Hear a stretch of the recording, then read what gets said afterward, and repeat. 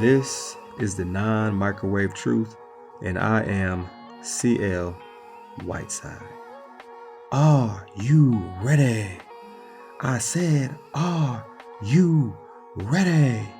Let's get into our first world problem question today. This is one of those like, what came first, the chicken or the egg? I don't know. You tell me, what do you think?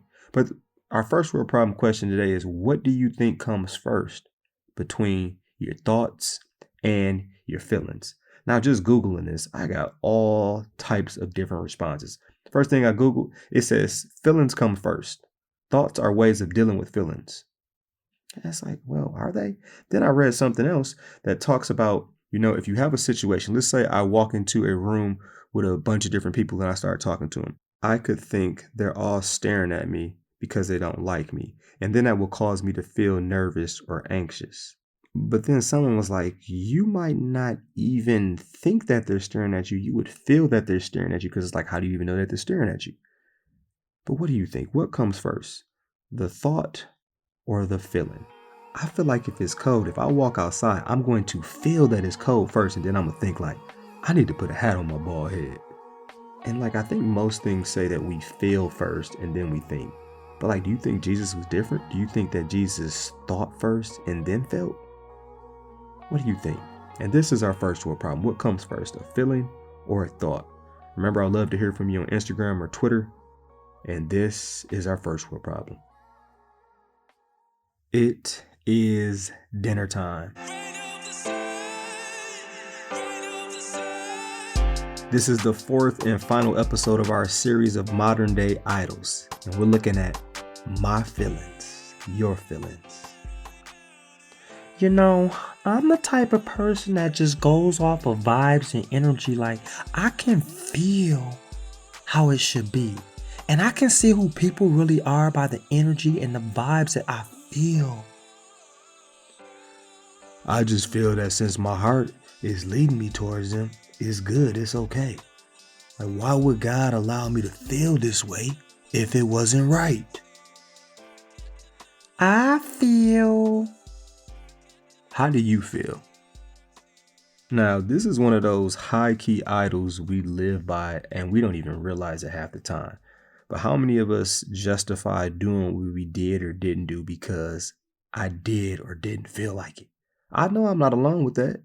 I know I'm not alone with thinking this or feeling this. And this is definitely an idol because we prioritize how we feel over what God says to do or don't do. And for that very reason, this is why this is an idol we have to talk about today. We have to talk about it. Now, the feelings that I want to talk about today are passion, excitement. That's a strong idol right there. That's a feeling right there. If I feel it, if I'm passionate about it, if I'm excited about it, we got to talk about that. How about the feeling of anger? Especially when anger is justifiable or you're even fighting for justice. That can be an idol for sure, a false god. How about the feeling of, I'm afraid, I'm super uncomfortable. And we know that when you have fear and uncomfortability, that's where stress comes in. And what do we all want? We all want to be safe and we all want to feel comfort. The feeling of entitlement, that's another one we have to look at today. None of us will say we're entitled or feel entitled though. But we would just say, I deserve this. I believe I deserve this. Well, really, do you? And we'll look at how that becomes to God today. And the last one we want to look at, the feeling is when this doesn't make sense. The feeling of uncertainty, the feeling of this is illogical. Because what do we want? We want control. And on this episode of Modern Day Idols, My Feelings, I have to reiterate the point that these feelings in and of itself aren't bad. And in fact, some of the feelings, they actually promote things that are good and godly.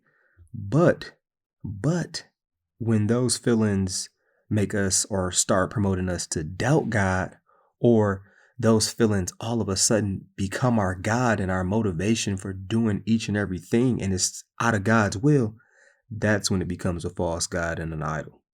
And the first feeling that we're going to look at today is that feeling of excitement, that feeling of passion. that makes you say, like, oh my goodness, did you see her, fam? She is beautiful. Beautiful. Or no matter what age, no matter what gender, love is love. If loving you is wrong, then I don't want to be right. Now, King David, he's a great example of allowing his excitement, allowing his passion, allowing his lust to be his idol. And I have to point out that his culture told him it was all right to have someone he wasn't supposed to have in God's eyesight. They're probably like, you're a king, David. David, you got all these victories. You're a king. You do you, man. Follow your heart or wherever your desires take you, David. And that, my friends, is the exact same thing that our culture tells us to do today. Follow your heart. Follow your passion. But what if your passion and your heart is leading you in the wrong direction? What then? And just think about this. How many times have you said this, or how many times have you heard people today use the excuse of, why would God allow me to feel so strongly about this or this person if I'm not supposed to be with them? Like, if it's really wrong, why would God allow me to feel like this? I got breaking news for you. That's probably not coming from God. And what we see with King David's passion and his excitement, he allowed that to dictate his sexuality. And you're like, well, what do you mean by that? I got cold hard facts for you. God created one woman out of Adam. Not two, not three. He didn't create another dude out of Adam, but one woman. Now, don't forget, he could have created an elephant out of Adam if he wanted it to be, but he didn't.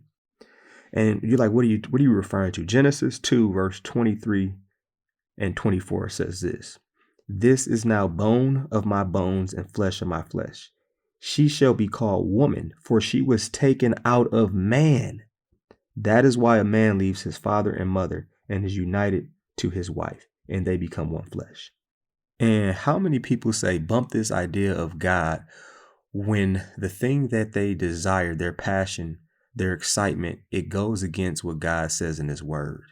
And in David's case, it was bumping the idea of marriage or sexuality, or I don't know what you want to call it. This idea of one man and one woman in our culture today. A lot of people would say, nah, I can't deal with that. That's not what my heart, that's not what my passion is telling me. That doesn't excite me.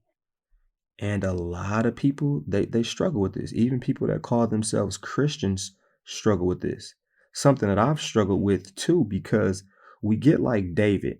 And this ties into our first world problem today. Our minds are like theaters. And if we allow our minds to see certain things, all of a sudden that feeling comes.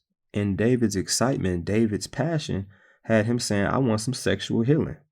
And when King David was getting his peeping Tom on and he saw Bathsheba looking all good bathing, his passion, his lust, his feeling became his God.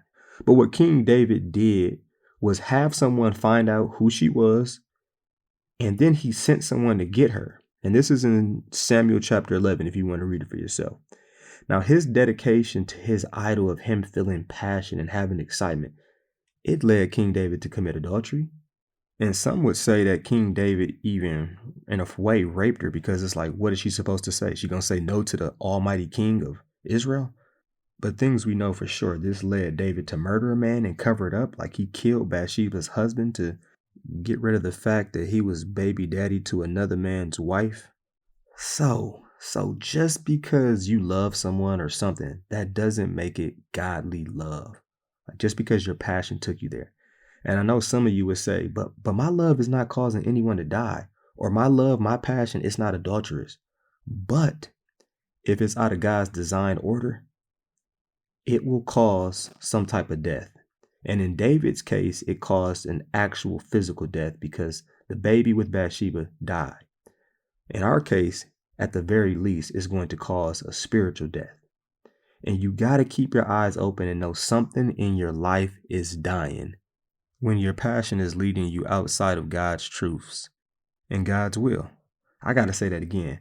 When your passion or excitement has you outside of God's will, God's design, God's order, you have to keep your eyes open and know something in your life is dying. It's at the very least dying in a spiritual sense. So we don't need to be enamored by excitement. We don't need to let our passion for the wrong thing become a god and let something spiritually die. And the next couple of feelings I want to actually put together because I want to talk about one person and that person being Peter. And these feelings are kind of like in the same family. The second feeling that is an idol is anger. And I think most know anger is wrong. But what about justifiable anger? Like anger when you are fighting for an injustice and you're trying to get justice. And then the third feeling that I want to tie into this one, because we're going to tackle these two together, would be fear. The feelings of fear and anger, they both create stress because we want, what do we want? We want safety and we want comfort. And don't we feel like we have to have that? Peter, who's one of Jesus' disciples in the Bible, he was definitely put in a situation where his safety and his comfort was about to be jeopardized. And this is the whole reason why Peter pulled out a sword and he cut off a man's ear. And a lot of people say this was easily justifiable because, in a worldly sense, he was protecting his homie. He was protecting Jesus, who was about to be unjustly and unfairly arrested for no reason. I mean, this makes sense to me. Does it make sense to you? He's just trying to protect a loved one who shouldn't even be detained or arrested anyway. And Peter's fear, what was Peter's fear though? Peter's fear was that Jesus was going to experience pain and death, and that he wasn't going to be able to have the same relationship with his teacher, with his boy, with his friend. So part of that is a fear, and part of that is an anger. Like when you see someone being treated unfairly, especially someone that you love, that angers me. I don't know if it angers you, but that definitely angers me. And when someone is asked, why did you do that? Or why did you respond like that? How many times do we hear, because they made me angry? Or we hear, because I was angry. When I get angry, that's just how I am. We see how that anger and that fear looks in Peter's case. But how does that anger look in your case? Like, is your anger causing you to act like one of Satan's angels? Or are you still able to stand strong and do it with God's principles intact? And when looking at Peter, what do you think Jesus thought about Peter responding like this? Well, it tells us. In Matthew 26, verse 52, Jesus said to Peter, "Put your sword back in its place, for all who draw the sword will die by the sword. Do you think I cannot call on my Father, and he will at once put at my disposal more than 12 legions of angels?" That's like thousands of angels. But how then would the scriptures be fulfilled that say it must happen in this way? So Jesus is pretty much like, man, if I just snap my finger, if I just say the word, I could just have everything be like, poof, gone. Like, come on, Peter, you know what this is, man. But what we see with Jesus' response is he's looking at Peter like, don't allow your anger to act just like these people who are wrongly arresting me. And how many times do we do that? Someone wrongs us and our anger makes us wrong them too. So now you got two wrong people. And when you're hot-headed and you live by anger, the chances of you being wronged in the exact same or very way, they go way up. And later in Matthew 26, we see the feeling that consumes us and makes any and every person act different. And that's the feeling of stress. And stress is there because we are uncomfortable and we love to be comfortable. It's there because of fear. And when you're uncertain and you fight this way, that will have a 5-year, "That's my BFF" relationship ready to point out any and every flaw and be done with your best friend forever. Like when your comfort is in jeopardy, that will have you ready to give up and throw in a towel. Fear will make you forget all the ways you've been blessed and hate God. Uncertainty will make you bitter and cause stress, and stress is debilitating because it zaps your energy. It can make you anxious. It can make you depressed. It can make you constantly checking over your shoulder. And what we see later on in chapter 26 is Peter's God was fear. Fear because he had in his mind how Jesus should rule and how Jesus should be God. And when Jesus got arrested and Jesus gave himself up, Peter's world was flipped upside down.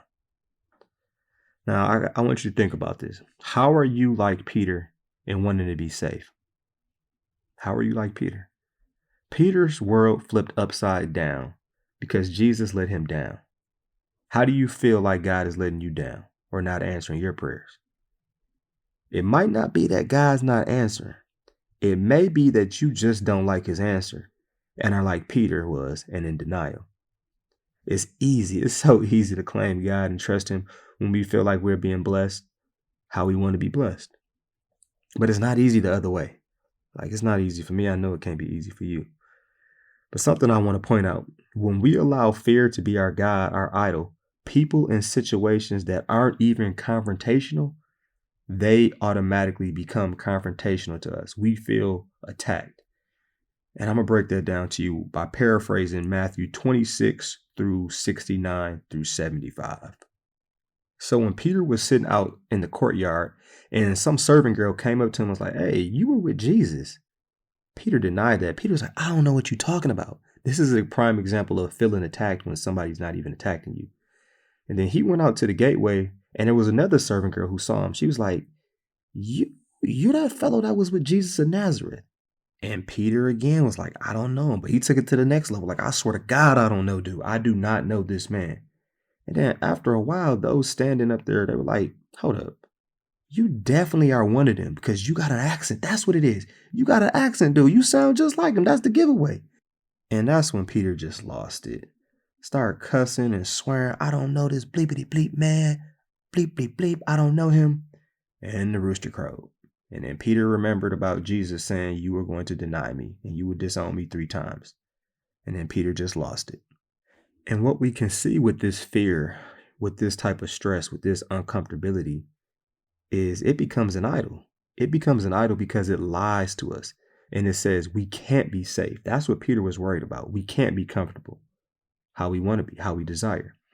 And this is the type of idol that jacks up our vision. It jacks up our perception on what really is actual. And that's what stress does. It makes God look like an enemy against us or a monster out to get us. It's an idol because we let these emotions dictate how we respond. And we can definitely see that in Peter's case. And instead of allowing God's grace and mercy to dictate our responses. All right, now on this episode of Modern Day Idols, my feelings, I want to move to the next feeling, which is entitlement. And none of us would say, "I worship the feeling of entitlement." But we would say, I deserve this. Like, I definitely deserve this. Or I've definitely heard people say, "I'm entitled to be happy." But Luke 9 verse 23 shuts that down, because if it's at the cost of being disobedient to God, or if it's at the cost of sinning, or if it's at the cost of putting God out the car, then nah, it doesn't work. This is the whole cause of evil and why the devil is who he is. He thought he deserved to be God. So he started a war with God. Like, what was he thinking? I mean, I guess we do that type of stuff too. We are very childlike in this regard. Because when you look at it, you know what would make a 5-year-old happy at dinner time? Probably like Skittles, Twix, strawberry milkshake. "Pancakes and syrup, please." But will this make them the best version of themselves? Will this help them grow? Will this help them be the healthiest possible little kid? Of course not. But the idol says you can worship God and you can make sure you get what you want, when you want it, how you want it. You deserve this job, so go ahead and badmouth your competition because they're doing the same thing. You know what? You deserve to have them say thank you and actually do something for you. And since they haven't said thank you in a while, stop doing it for them, even though God is telling you to keep doing it. Hey, you deserve better treatment in your marriage. But you know what? Since you're not getting it, it's okay for you to have your needs met by someone else or something else. I mean, you have a right to be happy. This is the slogan for the idol of entitlement. The idol of "I deserve something" that goes against God's word, goes against God's timing or God's order. And you can't rush greatness, but you can expedite some consequences. So don't get outside of God's timing or God's order, because that's what this idol is all about. I deserve it now, when I want it. The last feeling that I want to look at is the feeling of I want control. Yeah, I don't really know what's going on, and this sucks. And this is pretty illogical, and that sucks too. Our culture tells us you control your destiny. Meh, like to an extent. I'm a big believer in controlling what you can control. You can control your responses. You can control your commitments. You can control what you are working on or not working on. But some stuff is just flat out of our control. And anyone in life can tell you some things in life, like it just doesn't make sense. Abraham and Sarah were in that illogical, this doesn't make sense stage. Sarah being 75 or 76 years old and Abraham being 85 or 86 years old. They started thinking like we old fam. Like this whole thing about being promised a child, like or having a child, like this isn't gonna happen. They probably played the Marvin Gaye. They probably tried the Bryson Tiller. They probably did all the baby making tricks. Try this position. Don't do that. Try this. Eat that. That's not biblical, but I say that because they came up with this bright idea, or Sarah came up with this bright idea like, hey, we haven't had a child yet, but Abraham, you know what you should do? You should have sex with my servant, and then we can call that child our own. Now, that idol and that feeling of control was screaming at them, y'all old, just give up. This is what you should do. And they stepped out of God's plan. They stepped out of God's order. They stepped out of God's will. And the big point I want to point out is this: be careful what you pray for, and be careful what you say you're doing in the name of God, because it may not be godly and it eventually will cost you. This idol is like a credit card or loan, because we surrender to this idol because we think or we feel like we need control, but it comes with a cost. It comes with a hefty cost. But this idol, this is an idol that makes you purchase things that you can't pay off right away. And it's got those crazy interest rates in the fine print that will have you saying, why, God? Like, why did I do this? This is so stupid. Or have you praying for the very thing that you manipulated, rushed, or stepped out of God's will to get. And the same thing happened to Sarah. She ended up saying to Abram, get this child and his mama out of my house now. You can read about that in Genesis chapter 16 and 21. This is one of those things where the idol, it pokes at us. It pokes at us because the false God keeps hearing us doubt God. It keeps hearing us say, I don't think he can work like this in my life, or I don't even know if he wants to, or I don't think he can do what I'm asking. What do you want to control in your life? Like, what do you want to control so bad that is causing a friction in your trust with God? And a lot of times with this idol, we can't see the friction that we have with God, and we can't see the distrust that we have. But that's the question that we have to keep asking ourselves. What do I want to control to the point that there's friction in my relationship? There's friction in the way that I trust God. And on this episode of Modern Day Idols, My Feelings, we have to look at how to handle these idols that are our feelings by looking at Jesus. Now, some notable feelings and emotions the Bible shows us Jesus experienced. It shows us Jesus experienced hunger and abandonment. That's when he was tested in the wilderness. The idol of entitlement was saying to Jesus, turn this rock into bread. You deserve it.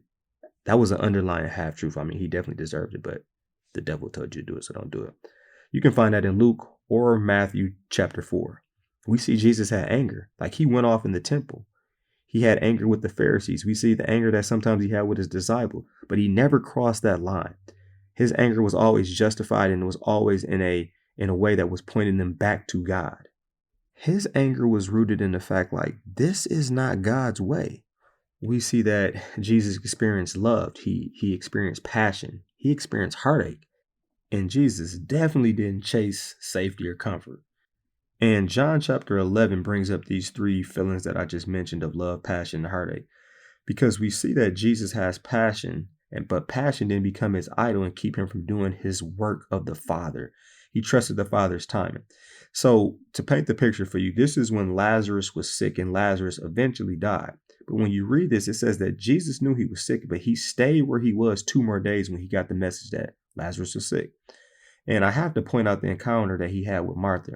And you talk about Martha having the right perspective. Listen to this exchange. She said, Lord, if you had been here, my brother would not have died. But I know that even now, God will give you whatever you ask. Jesus said to her, your brother will rise again. Martha answered, I know. He will rise again in the resurrection at the last day. And that's such a beautiful perspective because despite her hurt, despite her pain, despite her feelings in that moment, she didn't disrespect or become angry and allow her feelings to be her savior. Because think about this, she asked him to come and he didn't come. Her prayer was not answered in the way that she wanted to be answered, but her feelings were not her idol. And we have to see with this that Jesus experienced heartache. Verse 35 says that he wept. And I know it hurt him to see other people hurt because they all realized, like, if you would have been here, you could have saved him. But what we see is that Jesus trusted in the Father's timing. He trusted in the Father's plan. He trusted in the Father's order. And that was always Jesus' focus. He didn't give in to the idol of his feelings, even though he was tempted like you and me. And of course, I got to bring up, of course, that he felt pain. He felt abandonment. He felt uncomfortability when he was arrested, when he was beat, when he was persecuted, when he was thrown on the cross, when he experienced our hell. But it's like, how did he deal with all of this? One is he never lost faith in his Father's plan. He trusted his Father's plan even when it didn't feel good. And the second one is, when you look at Jesus on the cross, you look at Jesus in his situations, he was constantly quoting scripture. And those are two takeaways that we can always keep close to our hearts in order to make sure that our feelings aren't becoming our modern day idols. And this is the non-microwave truth. Thanks for joining me on this episode today. This was the final of our 4-part series of modern day idols. If you haven't listened to the other ones, go back and check them out. And just understand it's great to be aware of how you feel, but our feelings, those aren't always God's truths or end all be all. Our feelings aren't the non-microwave truth. Well, that's all, folks. Peace, punch, Captain Crunch. Say no to drugs and yes to Jesus. I'm out.